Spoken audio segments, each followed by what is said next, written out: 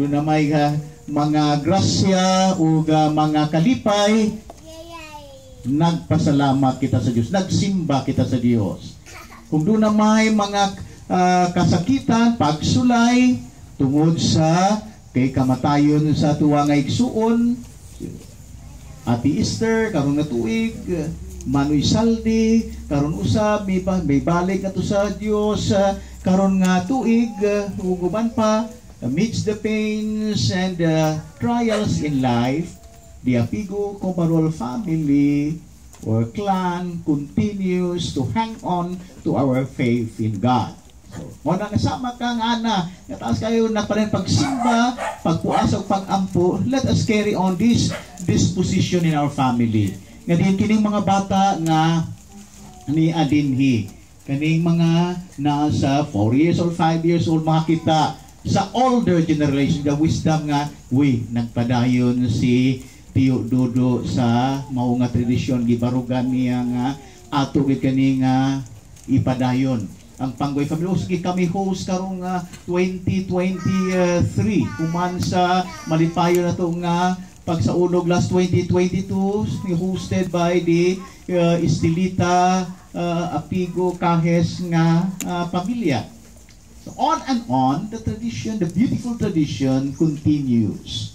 Muna lang ako nga as your companion, kabahin sa pamilya. Muna ko nga panghinaot nga magpadayon nato kininindot nga tradisyon. Bisan daghan ang nasa lain nga nasod, kita na bil nagpadayon nini.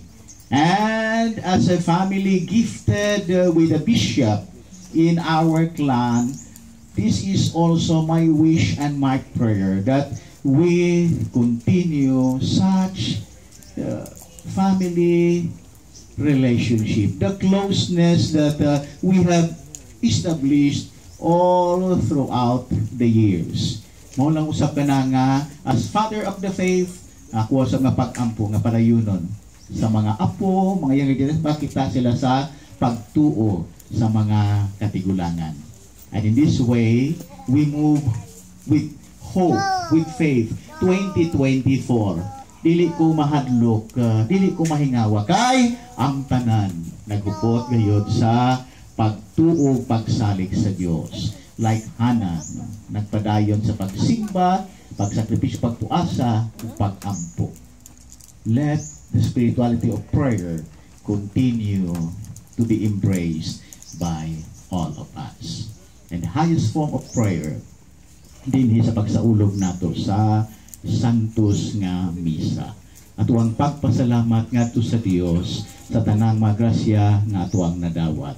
Sa pagpasalamat sa Kahis family for another professional member of the family, si Joy, ug uban pa nga mga gasa o mga grasya nga nadawat natong tanan. Kinaut-unta nga sama kang ana adlaw o gabi nagsimba sa Dios, nagpuasa ug nagampo ang Apigo Cobarol nga pamilya. Panalanginan unta kitang tanan sa Dios.